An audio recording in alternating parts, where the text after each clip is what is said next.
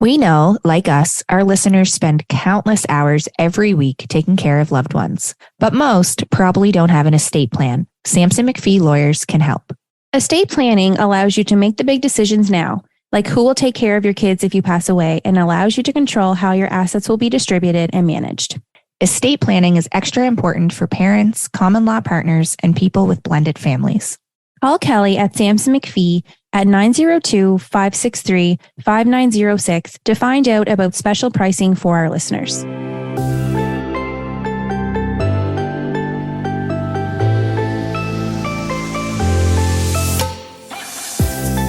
Hi, Jess.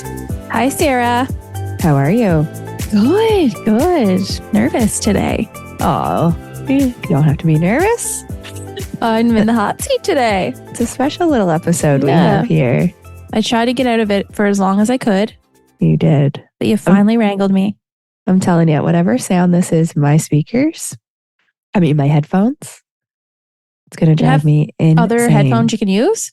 No, I'll just stick with these, but I'd love to know what the heck is causing it. There's always something every time we go to hit record. I know. It's so true.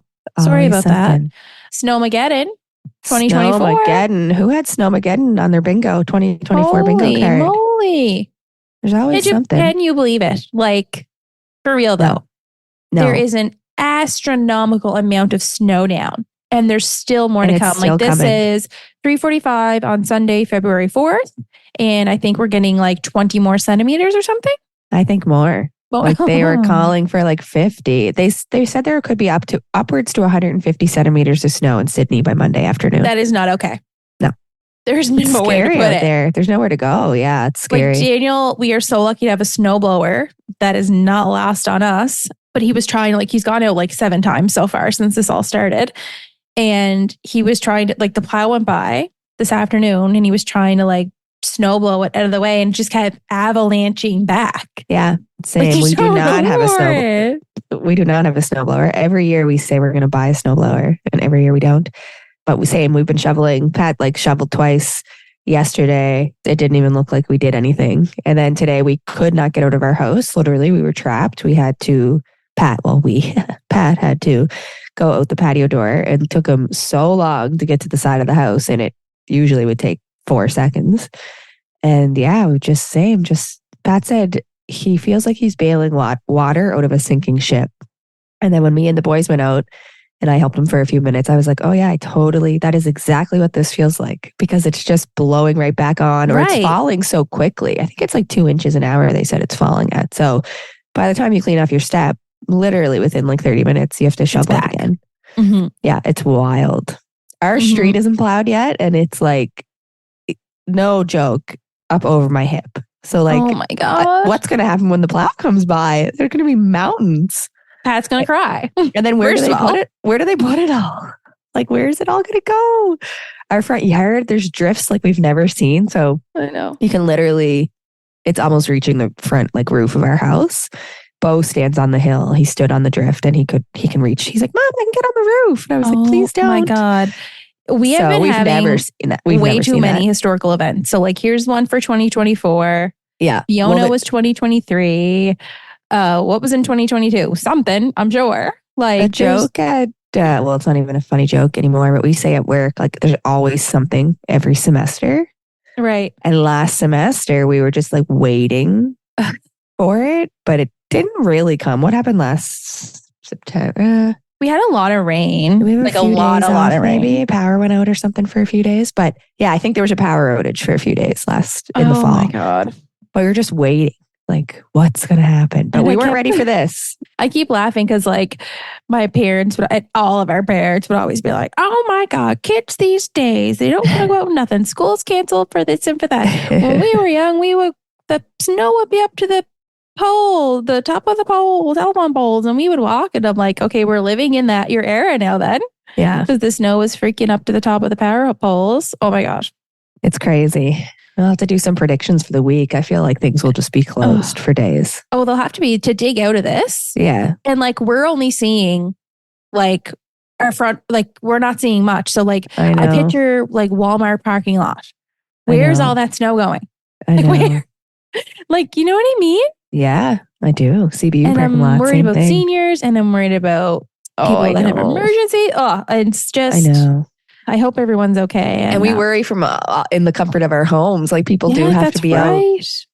working in this. So, all right. Well, we have a special guest today, no stranger to the podcast. We're changing it up a little here around the table on the morning meeting today, and we're going to put Jessica in the hot seat. She's going to be our guest today. You all know and love Jessica already, but as we always do, we'll introduce our guests accordingly. And here's Jessica's. Jessica is the proud mom of Logan, wife to high school sweetheart Daniel, and the owner of Jessica Levangie Sleep Consulting. From newborns to preschoolers, Jessica has proudly supported over 200 families across Canada achieve a better night's sleep. Jessica's approach to improving your child's sleep is simple. She knows that you know your baby best. Jessica takes your knowledge of your child, pairs it with her knowledge of infant and toddler sleep, ties it together with your parenting style, and builds the perfect step-by-step sleep plan for your little one together.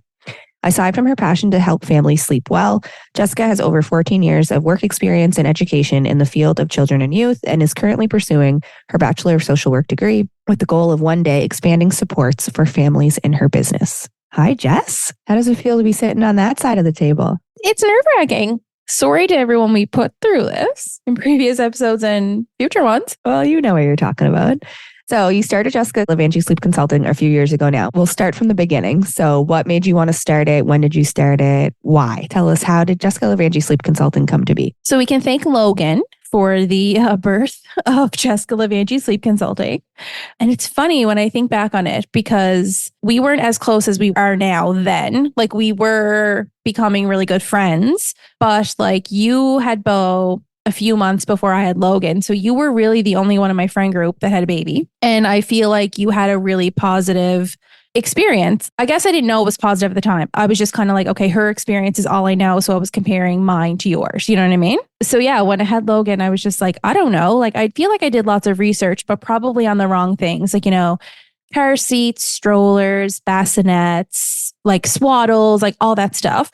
But I didn't look into anything else because I was kind of like, well, in terms of birth, it is what it is. He's coming out one way or another, whether it's a C-section or a vaginal birth. Like it doesn't really matter to me as long as he's safe. So I didn't really look into any of that because I was like, well, that's the nurses. Like they're going to deal with that. Like can let that go.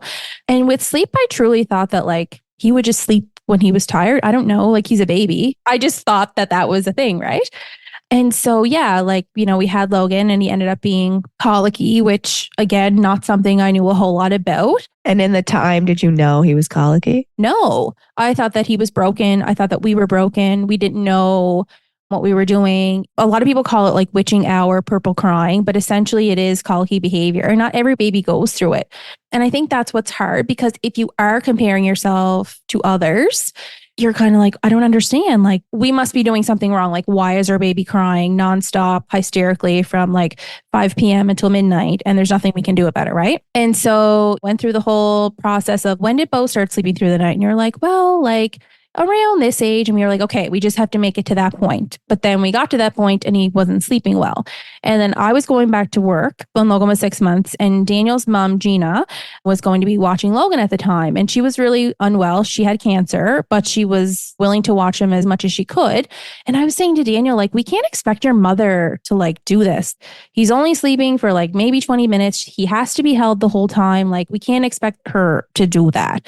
And so I started looking into sleep training. I was like, I don't know. Like, I think it's a thing. Saw stuff on Sleep Sense and heard that there's this manual that you can buy and follow these steps and then your baby will sleep. Yeah, we did that with Bo. We did sleep training with Bo just on our own, like not with a consultant. Right. And so that was all fine and dandy, except for that manual really didn't help us a whole lot. Like there were so many unanswered questions. So for a lot of babies, it is very simple. Here's a plan, follow it step by step, and then your baby will sleep. But for a lot of babies, there's a lot of other things to consider, like the wake window's not right, or the nap is too long, or the nap is too short, or the early morning wakings because they're not going to bed early enough, or they're going to bed too late. Like there was so much that we didn't figure out for a long time. And I remember where I said I was kind of like the first out of my friend group to have a baby. Everyone came after was asking me, okay, so what was your experiences like? How did you do it? And I was after troubleshooting quite a bit. And so I walked them and guided them through sleep training. And I was like, oh my God, like I wish I had had this, someone to help me navigate through. And I remember one night I was scrolling on Facebook and I saw an ad. It was Dana Obelman, founder and owner of Sleep Sense. And it was like trained to be a sleep consultant. And I said, if I see that again, I'm doing that. Because I said, I kind of am already. Like I'm helping all my friends through this. This is something that I feel like we could have used if we had have known it was a thing. And so like a few months later, the ad popped back up and I applied. So you had to go through like a process. You have to be accepted into the program. And I got accepted in, did the training and was certified and then opened my business that summer. That was in what, 2019? Yes, 2019. Like before Logan was 1? Just before he turned 1. Do you remember telling me that you were starting a sleep consulting business? Yes, I do remember that. I asked you to come over and you were panicked. Yeah, you very vaguely were like, can you come to my house like right now? Basically, I need to talk to you. And I was like, oh my God, is she pregnant and losing her mind? I did not know what was coming out of your mouth next. Like, I just remember being like, what is going on? And you were like, I just need to talk to you. And I was like, oh God, what's happening? And so many things go through your brain, like of all the possibilities. And then I remember we were sitting at your kitchen table. I was like, what's going on? And you were like, okay, I'm not pregnant. I was like, okay. So then you're like, what is it then? Like, what's happening? Anyway, I did not see that coming. It was very exciting. And I was like, wait, what? And I feel like it was one of those things where like it's vulnerable to put yourself out there and start a business, just like we felt the same way putting out a podcast, right? So it's almost like in a way you just want your friends' support, You need that to move forward. So I'm just like slowly telling everybody, hoping that everyone was going to be like, yes, good idea. And not like, oh, I don't know, Jessica. But I mean, luckily for me, everyone was so supportive and was so excited. And business has been booming. It's been a really great few years supporting lots of families from literally like prenatally right up until I think the oldest I've worked with is 5 or 6. And it kind of gets into like different age groups. Yeah, it's been a lot of fun. Okay, tell us about that then. So you work with babies, kids of all ages, infants and toddlers. And what is your approach to sleeping well? Like you said, you want to help families sleep well. What is your approach to sleep training? Because we know we've talked about this. I've heard you talk about it in other places as well. But there's a lot out there on sleep training. And we say all the time, like, raising a kid is so hard because you can Google something and you'll find a million reasons that support what you want to do and a million reasons to go against what you want to do. And you're always battling that dichotomy of like, this is the way to do it and this is the way to do it. And there's lots out there on sleep training, if it's good or if it's not good, blah, blah, blah, all this stuff. But I've always loved the way that you approached it. So why don't you tell everyone, like, what is sleep training for you? Why do you think it's important? And what does that mean for you, sleep training? First and foremost, I always say to families is don't fix what's not broken. 100%. This isn't a trend that we're following. We read a blog and we feel like, oh my God, like, did you hear? Like so-and-so's doing this. Does that mean we should? So I always say to families right off the bat, don't fix what's not broken. If what's working in your family, as long as it's safe, of course, then do that. Like just because a blog or a friend or a family member says something, you just do you. And if you're happy and everyone's doing well and there's no reason to fix it, right? For those of us who it's not going well, it's not working, which there's a very large majority of those people, I always say when it comes to sleep training is like, your baby best. And that's my approach because like you're the driver of the bus. You have to guide it. You have to go with it. So if you're not comfortable with what you're doing, how is it possibly going to work?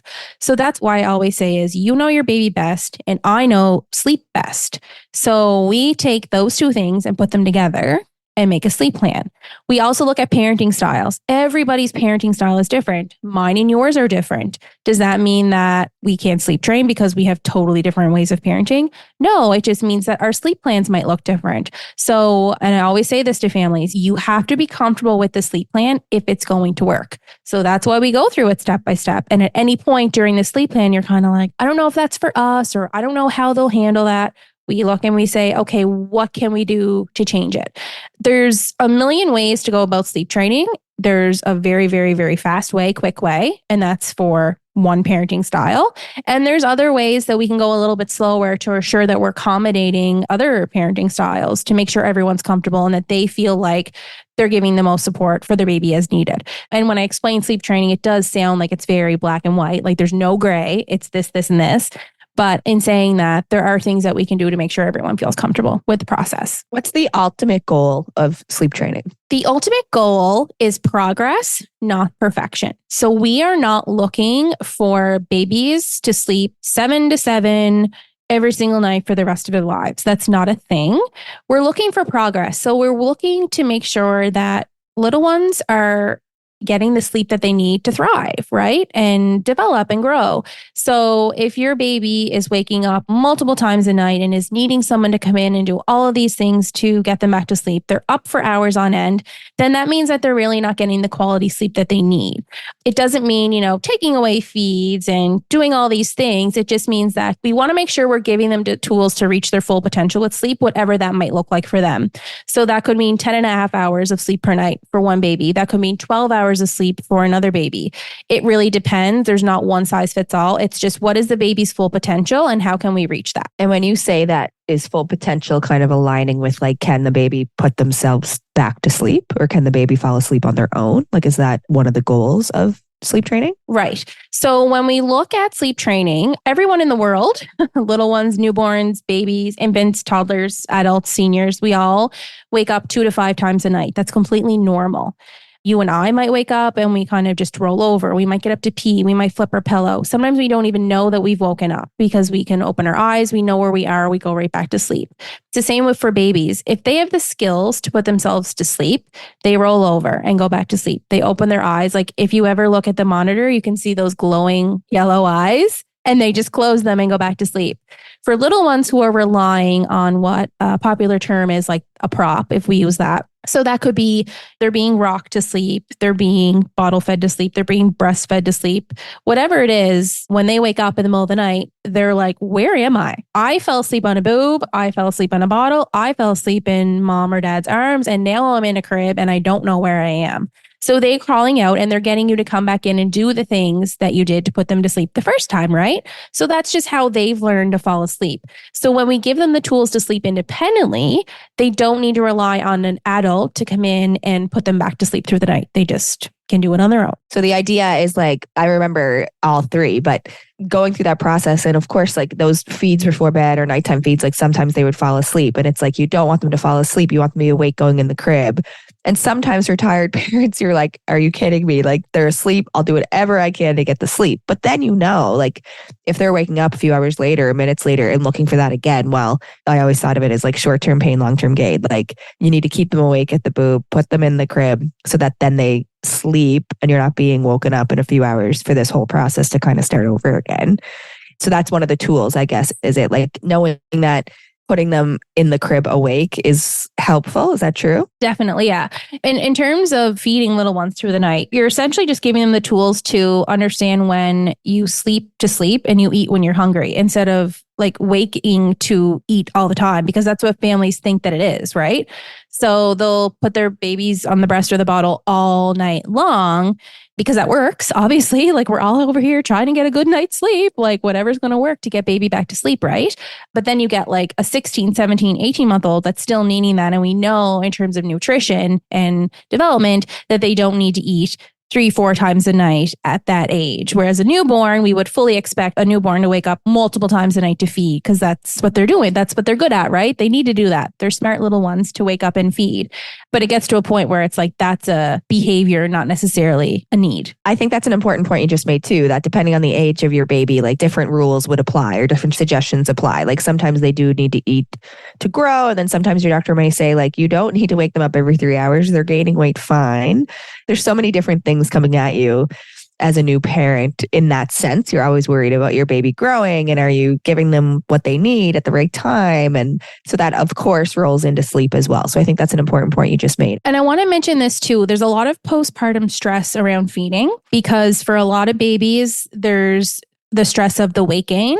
And for weeks or months on end, they have been back to the clinic trying to get their baby's weight up. And so that stress, that is honestly, it's like PTSD, like it's a huge stressor. So what I've had lots of families come to me be like, I am so scared to drop a feed. And what I always say is we don't need to drop a feed. What we just want to do is give baby the skills to fall asleep without necessarily right on the breast or the bottle. and they'll naturally drop it if they want to, and they'll still take it if they need to. The difference is like 4 feeds becomes 2, say, and then 2 becomes 1. Like the baby decides because the baby has now learned the difference. And so that makes families feel a lot better knowing like we're not dropping any feeds here. Like I've even worked with 1-year-olds. That family's been like, I just don't know about the feed. And I'm like, okay, let's keep it. I bet you any money that once they learn the skills to sleep, they'll just completely let go of that on their own, right? Today's episode is sponsored by one of our favorite local businesses, Island Folk Cider House. This female-owned local cidery crafts an incredible lineup of both seasonal and flagship ciders, including their best-selling Good Company and Rebel Rosé. I personally am a Rebel Rosé girly, but I mean, I love everything that has to do with rosé. I love the crisp flavor of Good Company, Jess, but if I had to pick a favorite, it would be the Easy Peasy. Whatever your choice, you can trust that all Island Folk cider is crafted with quality, local ingredients, never artificial. So, how do good folks like you get your hands on some Island Folk cider? You can visit their charming tap room in Sydney's North End at 52 Nepean St. You can check them out at any NSLC location across Nova Scotia, or you can order online at www.islandfolkcider.ca with shipping available across Canada. Thanks again to Jill and our good friends at Island Folk Cider House. Okay, we have some questions from listeners. Should we jump into those? Sure. All right. So a listener asked, best age to transition from crib to big kid bed. My little is 3 and sleeps amazing in the crib still. This is such a like, I think every friend who has a child, like we have this conversation, right? And I think it's different for everyone. But what do you say, Jess? What's the best age to transition from crib to big kid? Right. So we're going to go right back to what I said in the beginning. We don't fix what's not broken. If everything's going well and there isn't, say, a new baby coming along that needs that crib. So to me, that will be a good time. You know, okay, baby's 3, the little one's coming along, needs the crib. Okay, fine. It's a good time to transition. They're old enough to understand at that age developmentally what is what. So like we stay in the bed, our feet don't touch the ground. Like we're staying in the bed, we're not getting out because you no longer have that visual barrier of the crib. To say like, here are the bars, we stay in here, it's a square, you don't come out, right?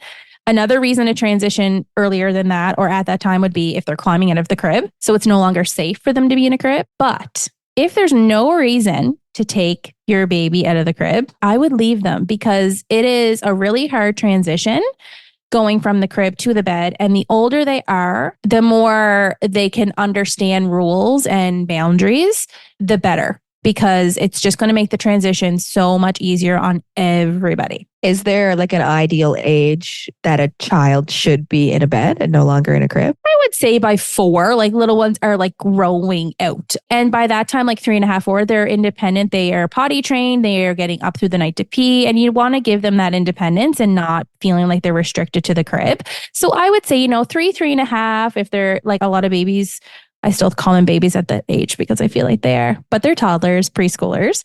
That would be a good time to start considering, okay, we better start getting them out now because we don't want them to lose that independence about the potty. Any advice? Like what's your top tip or 2 for that transition when you are moving them into a big kid bed? My biggest piece of advice would be to have a plan with your partner, or if you're single, whatever your situation is, have a worst case scenario in your head about how that's going to go and then make a plan for how you're going to respond to that. I would also put very clear expectations in place for your little ones.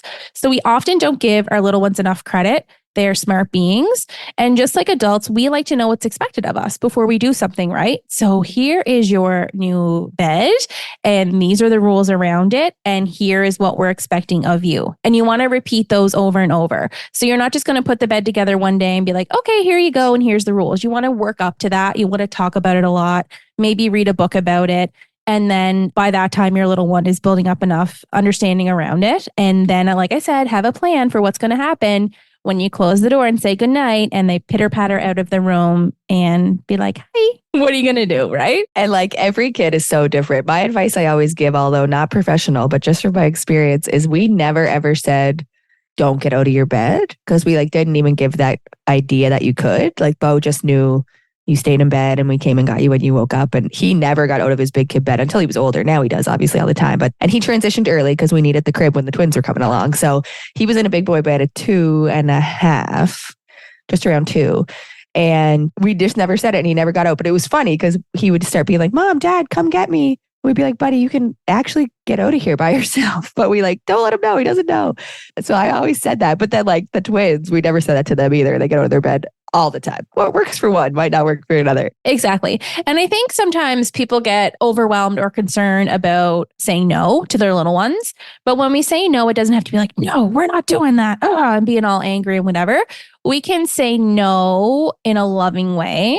Like, oh, you came out of your room. It's time to go back in. Remember, it's Betty Buys now. But I want to come out and I want to do this. No, we need to go. Like, we have to be able to be comfortable to say no to our children. And I think I work with a lot of 3 and 4-year-olds, and a lot of the issue is around parents saying no and being comfortable to say no, that it's okay for us to say no to our kids and it's okay for them not to like it. Because they're not gonna. But it's about putting those firm boundaries in place. Yeah, which leads us to our next question, which is more of just a statement. Yeah, I have a question about toddlers. WTF? I know, they come in all shapes and sizes, don't they? Based on age, how much sleep should children or tweens be getting? This person said, I'm always told I'm the mean mom for putting my tween to bed earlier than his friends. Yeah, no. Again, do what works for you. And if you're having a happy, thriving teenager, then I would just keep doing what you're doing. But if we look at, let's just say, we'll break it up into sections here. So we'll do school age. Preschoolers, so anywhere between 3 and 4, you're looking at around 10 to 13 hours a night. 13's on the higher end, but you have to remember that they're likely no longer napping in the day. So they might tack on that extra hour at nighttime. You'll also notice that 10 and 13 hours, that's a big difference, right? I would love it if Logan slept 13 hours. Guess what? He doesn't. He sleeps 10 and a half to 11, and that's his normal. Elementary, so ages 5 to 11, around 9 to 12 hours a night. And teenagers, 12 and up, are usually around 8 to 10. So that would be like a fair amount of time for that age. And I think I would base a lot of it on behavior. How is your teenager or older child doing? Like if they're exhausted and dragging their feet and cranky and whatever in the evenings, maybe they need to go to bed a little bit earlier. If they're not able to thrive in school, if they're exhausted, falling asleep on the desk, that's a good indicator that they need more sleep, right? So it's just looking at their behaviors and going from there too. We have a question about the 4-month sleep regression, which we know all too well. The 4-month regression plus teething. How are we teaching self-soothing? So first, for those of you who don't know what the 4-month sleep regression is, I'm going to give you a Cole's Notes version really, really quick. Essentially what it is a newborn has 2 stages of sleep, deep sleep and REM sleep. They're in deep sleep 50% of the time, and they're in REM sleep 50% of the time. So when they're newborns, this is why we can pass them from human to human. The dogs are barking, people are coming in and out, the lights are flicked on and off. It doesn't bother them because they're in those deep stages of sleep. At 4 months, every single baby developmentally progresses and they go to adult sleep cycles, which are 4 stages now. So a lot less deep sleep and a lot more light cycles of sleep. So this is why they call it the 4-month sleep regression, because if you've had a baby that was sleeping well and deeply, they're now transitioning through these light stages more often and waking up more frequently. So you could see your baby waking up every 45 minutes to an hour all night long. And essentially this is just, if they're not able to self-soothe, then this is where a lot of times people will reach out to me to be like, help, like how could this possibly get any worse? And then at that age, they're able to learn those self-soothing skills. In terms of teething, the thing with it, and it does suck, is that we really need to meet our babies where they're at. So if your baby is having a rough go, which 4 months, I don't know how super common it would be to teeth at 4 months, but it's important to keep in mind that it's not like a 3-week event. Teething is like a 3-day process. So the day before the tooth erupts, they're uncomfortable. The day the tooth erupts, they're uncomfortable. And the day after. But this isn't like a pain. Like the gums move out of the way for the tooth to come through. That's why there's no blood associated with teething. So it's more of like an aggravating, uncomfortable feeling. Like I always think of it like, you know, when you're on your menstrual cycle and you feel like you could crawl out of your skin, you're just like uncomfortable and like agitated. And that's what I kind of describe teething like. And I heard this from a pediatric dentist too. But I would say meet your baby where they're at and try not to blame everything on teething, because I have a funny feeling at 4 months, if this is like a long haul, then it's likely not teething. It's just likely that they're not sleeping well. But what I would say is give them a few days of extra comfort. And if it's been 3 days, there's still no tooth there, then I would start thinking, okay, perhaps this is something else and not teething. So what are some tips for teaching that self-soothing? What are some ways that babies can self-soothe? So, I mean, for that age, I always recommend kind of like the stay in the room method. So basically, parents are given a plan to kind of like a step-by-step process of how you're going to support your baby through that. But essentially, you're kind of just supporting your baby while also giving them the space to learn that skill. There's also another method that we use that is more like hands-on. So a lot of times families will choose that, but that's really not for everybody. But there's not like a one size fits all. Again, it really comes down to what's your parenting style? What are you comfortable with in order to help your baby with those skills? You mentioned sleep props earlier. What's your take on like a stuffy or something for the baby to cuddle or self-soothe with? Would that be considered a prop like in a negative way, or is that considered a prop in a positive manner? What is that? So in terms of a stuffy for a baby, it's not recommended or safe for a little one to have anything in their crib other than them and a fitted sheet up until age 1. But after age 1, if your little one has a stuffy or a lovey or something to snuggle with, that's totally fine. It's kind of like a positive sleep association. If your little one didn't have it, they might be a little bit cranky about it, but it's not going to keep them from sleeping because they have the skills to sleep on their own. I will debunk soothers. What are some other words people use? Binkies. Oh yeah, like sookies. Sookies, whatever. I just want to make sure people understand what I'm talking about. Yeah. Dummies. I've heard it all. It's actually okay to use those for up to a year. They can really help prevent SIDS. And so it is recommended that little ones use one if they'll take one, because not every baby does. I always say to parents over 4 months, if it falls out and they don't need it to go back to sleep, then you're golden. Because once they get to an age where they're old enough to pick it up on their own, you could just put little glow in the dark ones in the crib and little ones will just like pick it up and put it in on their own. And then that's all fine and dandy. But if your little one is relying on you to do a passy dance all night long, then it might be a problem. And we would look at removing the pacifier. But it's totally fine. Like if your little one's getting along with it and you don't have to, replace it all night long, then go for it. It's so interesting, hey, like even the same parents with the same parenting style, like as they have more kids, they'll have to adapt new things. Like Bo had a Sookie when he was like baby, but then stopped using it at 4 months and never used it again. And then the twins like loved theirs. And like we had a harder time getting like Brooksy's away from his one or whatever. And it's so funny because you're doing all the same things, right? Like each kid can be so different. I think that's important too. Like sometimes if parents are going through this for a second or third time and they're like, what we did before isn't working, like it's because your kid is different. Right. And for some parents too, I think it's like if they decided that this was their last baby, it's kind of like, oh, like they just want to keep them young because you know how quickly it goes by. So you don't want to take that Sookie from them because then it feels like they're growing up and getting so much older. So I think there's a piece of that in it too. Definitely. We were talking about this the other day that like your first kid, you're just so anxious and eager for them to like reach all those milestones and develop so quickly that you're like almost growing them up quicker than they are. And it's all you know. So they do seem like, okay, they're growing. And then, yeah, for like now we know our second and third are done and they're our babies. So they're so young to us. Like you keep them as babies, I think, because and you're kind of trying to hold them in that baby stage longer because it's the last time you'll have that. It's so interesting. Like if I look back at Bo at 3, he was so old in my brain. Like he was so old then. The twins don't seem as old, but they are. They're doing all the same things. They're speaking the same way, but aren't they babies? Like, weren't they just born? So yeah, there is that. And I think we all have those items. Like Logan still has his lovey blankie. He uses it every single night. He's 5. And I remember I wasn't bothered by giving up the bottle. I wasn't bothered by Logan stopping breastfeeding. Like there was a lot of things I wasn't bothered by. But when he stopped using his sleep sack, oh my God, it killed me. And it just got to a point where like he kept getting stuck in it. It wasn't working for him anymore. And I just love the sleep sack so much. Like they're just like pittering around in their sleep. Like, oh God. I think he was like pushing 3. I'd have to look back in like my Snapchat memories. But I remember one night being like, this is it. Like, it's just not working for the poor little guy. I would have to go in and like take his arm out of the sleep. Like but it killed me. Isn't it funny how we all have like those, like for some people, maybe it's when they're getting rid of the bottle or transitioning from the bottle to the sippy cup. It is funny.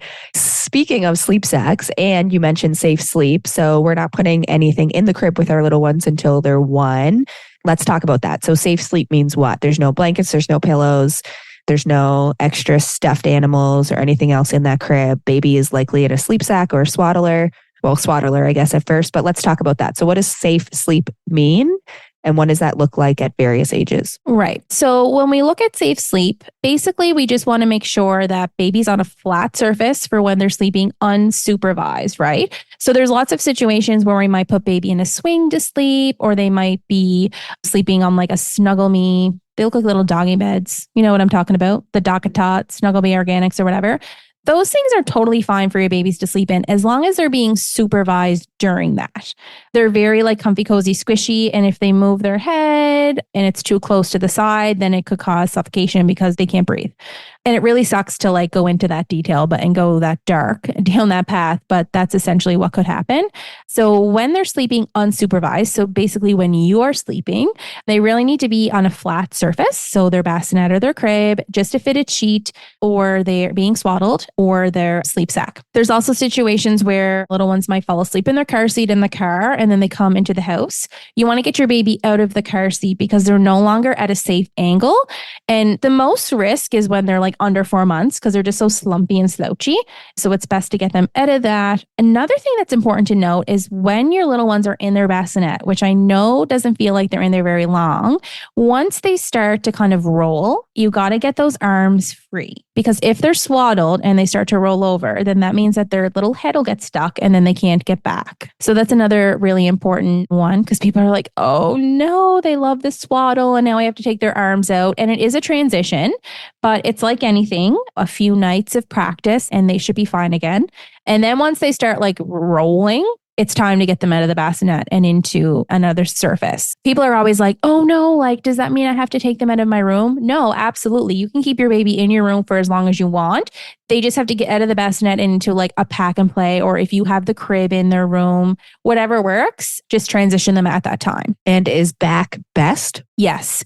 What I will say is always put your baby on their back. You can let your baby stay in the sleep position they assume if you know that they can confidently roll back and forth on their own. So you might put your baby on the back around, 4 or 5 months, you'll start to see babies will start rolling. You still put them on their back. If they roll over in the middle of the night and you know they can't get back, you have to go in and put them back. It's a really frustrating time for parents, but what I always say is just practice, practice, practice. So during the daytime, put your baby on their belly and help them learn to roll back and forth. And once you've seen them do that multiple times, it's not an issue. Then when you put them on their back and they go on their belly, you can leave them there. Otherwise, you got to get in there and roll them back over. And if you put them on their back and they assume like a side sleeping position, you can leave them there if you know they can roll. Yeah, confidently, like you are super confident. What are some sleep training tips for toddlers who are breastfed and only want mom? That's a tricky one. And I feel for you, whoever wrote that in. And you're not alone. I will say that. It's always best to get everyone included in the routine. So even if your little one doesn't like it, it's important that they know that each partner loves you equally, right?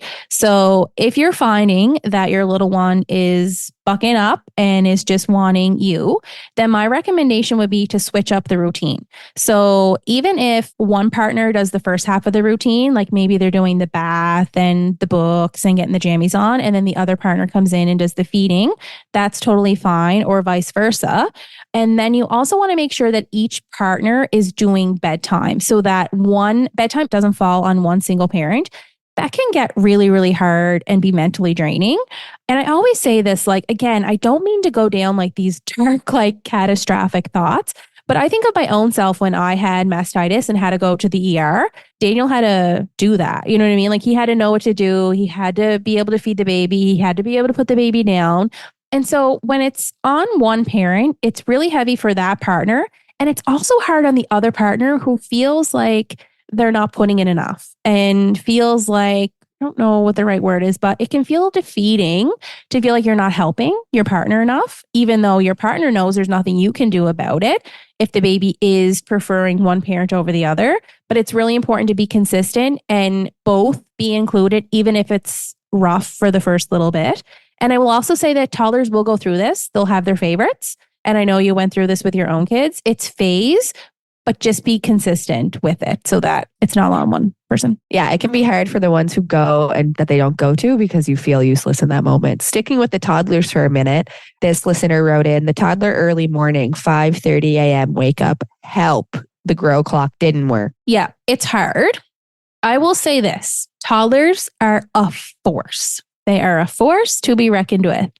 And my biggest advice is consistency. If the grow clock didn't work, try again. Be consistent with it. And the other thing that's important to note is that if you're putting boundaries in place at bedtime and expecting your little ones to follow with those boundaries, but you don't have other boundaries throughout the day, it can be really hard for that consistency to make sense for a little one. You can't just put boundaries in place at bedtime. You have to make sure that you're following those through the day as well.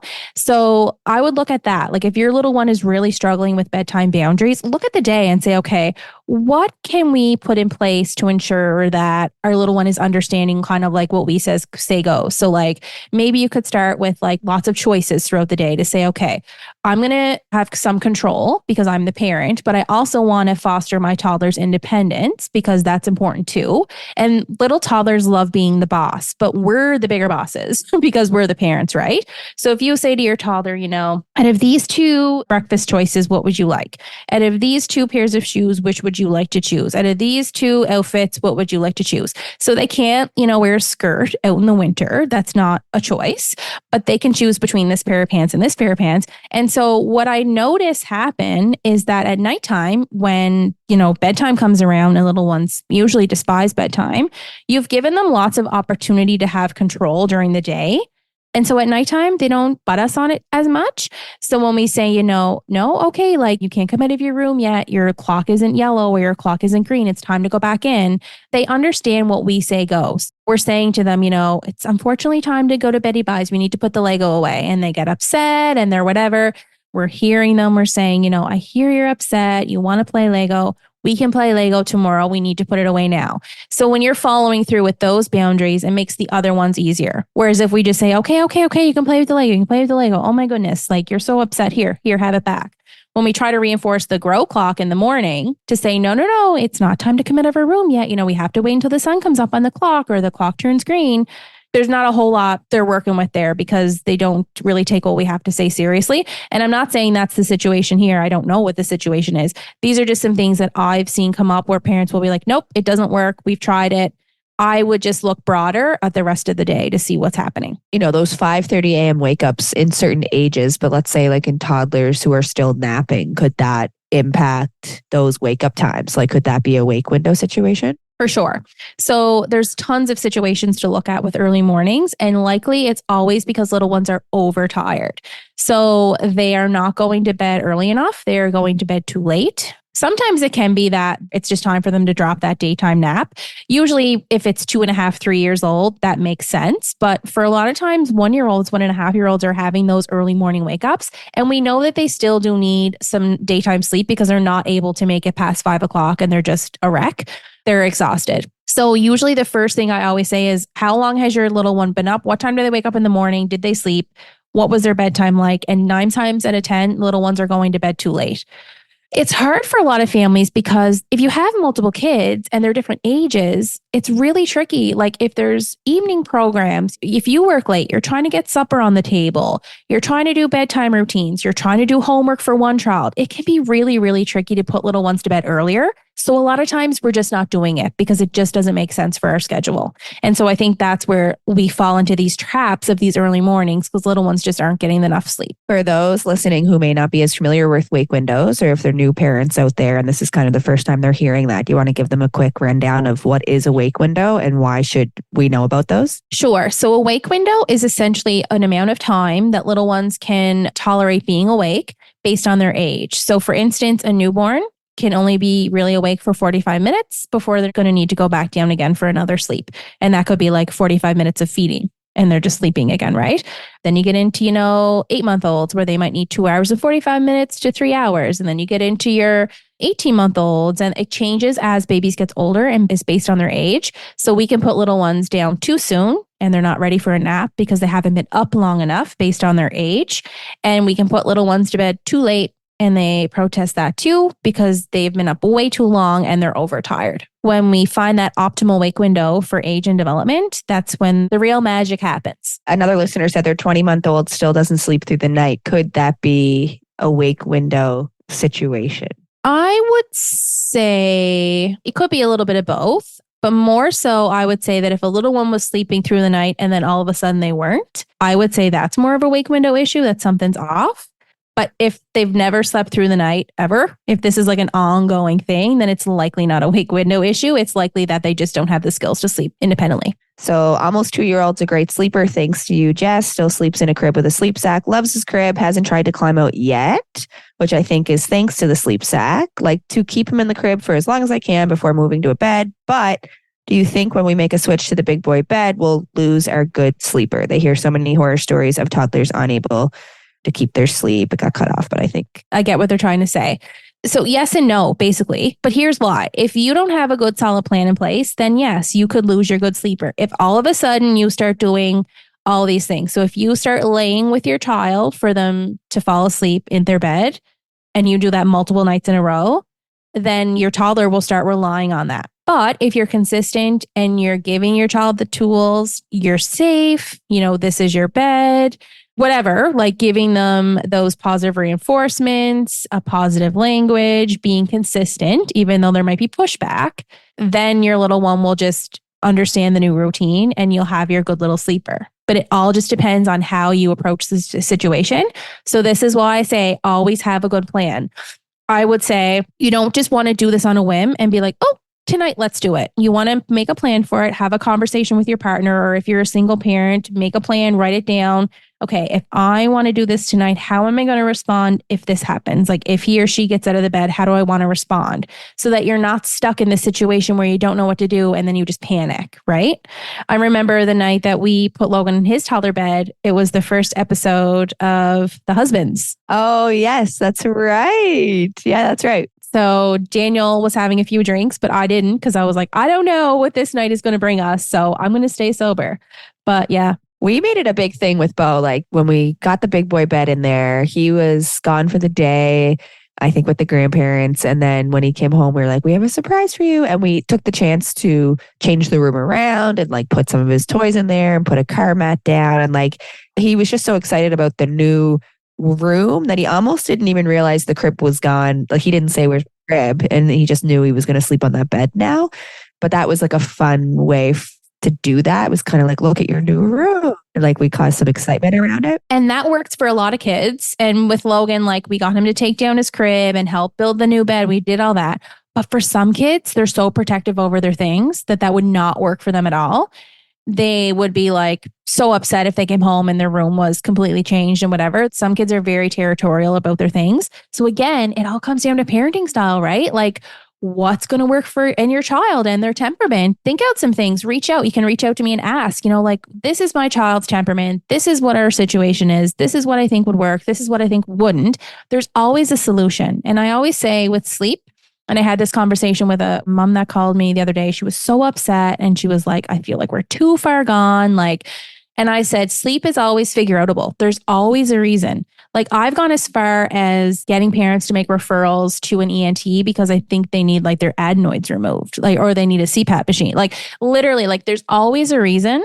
And that's obviously the like last resort when we've done everything, we've checked all the boxes, but there's always a reason why little ones aren't sleeping. And I will figure it out. Okay, so what is your advice then or tips for transitioning a 9-month-old and a 2-year-old to the same room in the next few months? So you have a 9-month-old and a 2-year-old in the same room. So that's tricky because they might be on like two totally different schedules in terms of sleep. And so eventually it's going to work out that they're going to have the same bedtime and that you'll be able to put them down at the same time. But there may be a period where one is going to bed later than the other, which likely will be the toddler. And so what I would do is try to have 2 sound machines, one for the toddler, one for the baby. And I would try and put if there's a possibility to put up a partition between the two so that one isn't like, if the baby wakes up and like starts standing up and like yelling at the other sibling, I would try that. And just keep in mind that like limit the noise. So you're obviously not going to be able to do one of the routines in the room if the other one is sleeping. So just kind of planning ahead for like how you want to set that up, but try not to be too worried about it. There's lots and lots and lots of families whose children share a space and it can totally work. It's just trying to figure out little things to kind of tweak. And, the sound machines are definitely going to be a huge help because they will help drown out any noise that either sibling is making. And what do you do if baby won't calm when you go in while sleep training? So super common. If you think about it, it makes sense. So if a little one is used to being held or rocked or bottle fed or breastfed or whatever, and then all of a sudden you're completely changing up that routine and you're basically being like, we're not doing that now. When you go in to check on them, if you're doing the leave and check method, they think you're finally going in there to give them what they previously had, except for you're not doing that. So sometimes it can make them even more ticked off because it's like, oh my God, like, are you kidding me? So what I always say to families is still go in and support your baby and, hum to them, sing to them, rub their back for a minute. I wouldn't get into a power struggle. So if they're standing up and you put them down and they stand up again, I wouldn't get into that. I would just give them their space, give them some comfort measures, let them know it's sleepy time, that you love them and leave again. But it happens. It should be like a short period of time that occurs. But for the first couple of nights, yes, absolutely, you could see that. If it's longer than that, there's not enough consistency because in my experience with every family I worked with, I gave the tools to the parents and they have had their little ones like sleeping by night 5. Like there should be improvement every single night. There should not be a regression in that. So if there is, there's something wrong there. Like the consistency isn't there or there's an issue with the wake windows or something. You should see steady progression, not like a flip-flop kind of thing. So what is that like crash course in sleep training for people out there wondering, like you put your baby down awake, you leave the room, they start crying. Do you go in right away? We always did the 10-minute miracle. Like what's your advice for people who are just starting that? It depends on the families and their comfort level. So I have had families wait 3 minutes. I've had families wait 10. I have families be like, I'm not going in at all. It totally depends on their comfort level because what I said before is true. If you're not comfortable with the sleep plan, it's not going to work. So I have to make sure that my families are comfortable and confident. And so we talk about that. Let's be serious. What are you actually willing to wait? And they're looking at one another on the Zoom. And I'm like, I can tell. So tell me, like, what are you willing to do? And then we come up with a plan. Do you have an ideal time you suggest? Usually 10 minutes. But again, I'm very eerie and weary to give that advice because it really depends on every child. It depends on the family. So I don't want to tell someone over this podcast to wait a certain amount of time and their baby be ill or their leg stuck in the crib, or I'm not comfortable giving that advice unless I'm working one-on-one with somebody. But generally speaking, even if you Google it, yes, 10 minutes is kind of like the time because little ones will typically settle themselves back within 10 minutes once they have gained the skills to sleep well. I mean, we've talked about this before too, but people say like the crying out method or the this method or the that method. So you're not saying do or don't do those things. You're saying that's based on each family and what they're comfortable with in doing. That's why the manual doesn't work for everybody. Like sleep training to me is not a one size fits all, but those manuals that are out there are one size fits all. So I think that's why people get defeated and say, well, sleep training didn't work for me. And I get that because that plan or that method or that guideline that you got just wasn't suitable for your baby or your family. I think this is kind of a joke, but although I know it would be very popular if it did exist, but a listener wrote in and said, do you have a sleep program for moms? Because how can we get more? But I do think maybe when your baby gets more, you get more, hopefully, is the way that works. But in all seriousness, why don't you just, before we wrap up, tell everyone what your kind of packages or programs do look like? Is there various levels of how people can work with you? Where do they find this information? You want to share a little bit more about that? So typically all my work is one-on-one, and essentially parents reach out for a free, we call it a discovery call. And that's just for them to give me a little bit of information about their little one and for me to share a little bit about what I do. But essentially in that, we talk about the different packages, which there's basic, unlimited, and then kind of like in-home support. I always say like basic is not the right wording because it's not basic. I just feel like I ran out of creativity. But unlimited speaks for itself. It's kind of like that unlimited support, like all day, every day, whatever you need, like there in the evening when you're implementing, the sleep plan. I have my phone right beside me. Like Daniel knows, Logan is not to interrupt. I'm off duty. I'm working with my clients. Basic is basically you get your sleep questionnaire that helps me know all I can about your baby. I create a sleep plan specific to your little one. We have a Zoom call and we go through it step by step. And then we work together for 2 weeks. So there's a sleep log that gets filled out, and I'm kind of like the detective behind it all. So we're talking every day, talking about what's working well, what do we need to tweak? Does the wake window need to be longer? Does it need to be shorter? So it's kind of like I take the guesswork out of it all for families, which is really nice. So I always say, like, you don't have to turn to your partner and be like, what do we do? You can just say, we'll talk to Jessica about it tomorrow and she'll help guide us with what to do next, kind of thing. There's various packages. The prices change based on age. But like I said, I work with newborns, infants, toddlers, preschoolers, right through.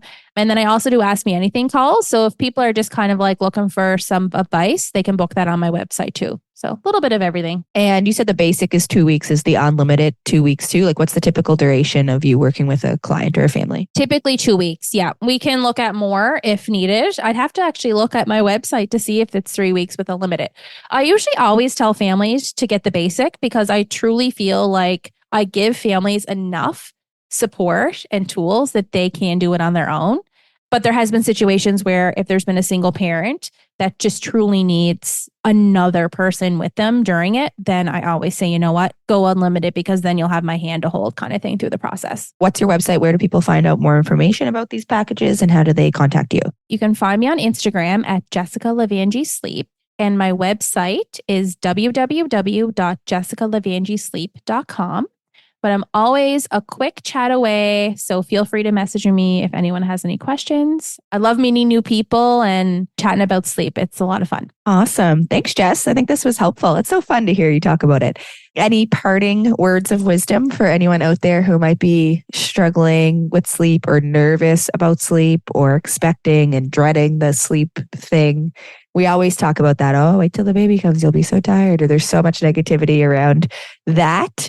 So any parting words of wisdom for anyone worried about sleep? Yeah, I think it's important to note that whatever your situation may be, it's worthy of support. And I think that a lot of times people might get caught up in like, I should know how to do this, or I can't believe I need to hire somebody for this, or my first baby did have this issue. Like, I think a lot of people are hard on themselves, but just so you know, it's okay to need support and it's here for you if you need it. I think that's important to know. Yeah, I think so too. Lots of people have worked with you, nothing but great feedback. I'm one of those people. When we had the twins, we worked with Jess. So she helped. So any parents of multiples out there or expecting parents of multiples, even if you've done it before, that extra support in that time is definitely appreciated. And you made that sleep plan for the twins, which we use kind of as our Bible through that time. Highly recommend. Some of our listeners do as well. Someone just wrote in and said, you are the reason my baby has always slept well. Oh, that's so sweet. Yeah, it must be so nice to hear that. Thanks, Jess. This was fun. Fun to put you in the hot seat and learn all about Jessica Levangie Sleep Consulting and a little bit more about sleep. Final question, age range. If someone's like, I have an 8-year-old who doesn't sleep, is that too late? Do they age out of sleep training? What does that look like? No. So there's never too late of an age for someone to sleep well. It's just that age wouldn't be in my scope, but I could definitely give tips and tricks just on the outside of like why I think based on like just behavior. And when I say behavior, I don't mean that someone's not listening. I just mean like behavior, like we're human beings kind of thing, right? But it's not within my scope, but absolutely can help you navigate resources for that. What age is in your scope? Up until 5. All right. Thanks, Jess. This was great. Thank you. And our next epi, you're going to be on the hot seat. I can't wait. Sarah is an expert in communication, and we're going to be asking her lots of questions coming up. So stay tuned for that. Thank you, Sarah, for encouraging me to do this. I'm really thankful of your support and I love you so much. I'm so proud of you. It's been so fun to watch you grow and you grow this business over the last few years. I think you've helped so many families and I think you've really come into your own in this role. And I think it just ties in so nicely into everything you do and what you value and where you're going in your career. So I'm excited. I'm excited to see where Jessica Levangie Sleep Consulting goes in the future. I mean, you've been talking a little bit about being in the Bachelor of Social Work. So I think it is important to note that you are still doing sleep. You're still taking on clients. You may have changed how many you take on, but you are doing it still. So you're still actively sleep consulting for anyone out there wondering. So don't sleep on it and wait and contact Jess. But I'm bumped. Good one. Thank you. Thank you. Thank you. Very exciting February coming up. Happy February. We made it through January. Thank goodness. It only lasted 500 years. We have an exciting February coming up. Jess is going on a big trip. We have a sold out event coming up at the end of the month. Thank you, everyone, for being excited about that. We're super, super duper excited. Wine and Dine Live on February 24th, sold out in 4 to 6 chaotic minutes, 3 minutes. Yeah, it was wild. Jess and I found ourselves feeling like stressed and worried and sad for people who didn't get tickets instead of being like super excited in the moment. And then we reflected a few minutes later, like we should be really happy. And we are. We felt all the emotions. We're super excited. We can't wait. Our panelists are super excited. Can't wait to be in a room full of women who are so eager and who have such an appetite for these types of conversations. We'll be asking the panelists all of your questions. We'll be posting question boxes on Instagram. So stay tuned for that. And stay tuned. If you didn't get tickets for this event, we apologize, but we'll have another one and we'll have it sooner than later. We thought we went to a bigger venue and it was big enough, but we were wrong. But it's just so encouraging to know that so many women out there want to have these conversations. So we can't wait to see you all there on February 24th. Yeah, it's going to be exciting. It's going to be a good one. We can't wait. And we are happy, as always, to be partnering again with the Cape Breton Regional Hospital Foundation's Teal to Heal Fund. Those of you who have been with us for a while know that we put a team in the Teal to Heal event that raises funds for those experiencing gynecological and ovarian cancers in Cape Breton. And we're really excited to be partnering with the foundation again, with this fund to help strengthen healthcare. We're honored to be part of it, strengthen healthcare in Cape Breton. So a portion of proceeds raised at this year's event will help fund a specific piece of equipment needed in the emergency room. It's a mobile gyne assessment cart. So this portable cart helps transform any ER stretcher or hospital bed into a complete gyno bed with lighting, stirrups, and all the necessary materials to significantly facilitate gynecological and other emergency examinations in any ER setting. Our ER needs it. So you have an opportunity to donate to this important initiative. You had the opportunity at ticket purchase, but then you'll have another opportunity at the event.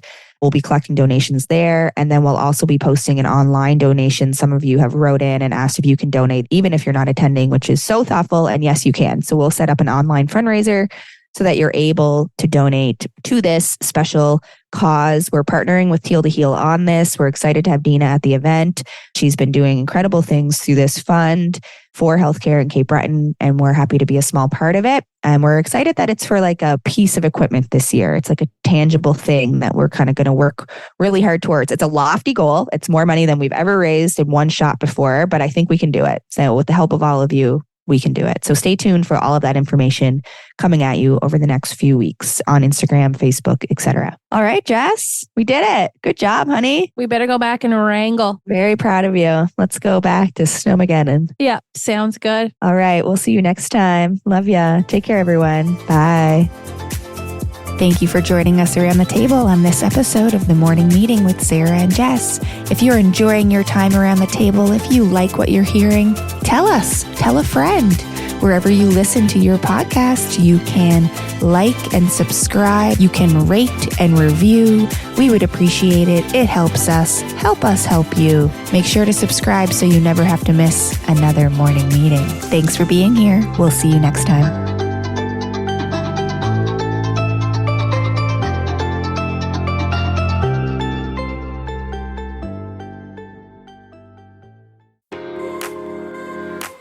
Anchored Ideas is Cape Breton's leading marketing and communications agency. Known for their heart and hype, big dreams for Cape Breton Unimagi fuel their creativity. Here, there is no divide between business and community. Your neighbors and friends may very well also be your family. And when local businesses are doing well, we're all rising together. For these reasons and more, when the team at Anchored Ideas work with a client, it's personal. They're proud to be there for the big wins, the hurdles, and all the moments in between. They help you build your brand, define your difference, and connect you with those who matter. This signature heart and hype is the core of everything they do at Anchored Ideas. And we know firsthand that this team of powerhouse professionals are exactly who you need to speak to when trying to bring your vision to life.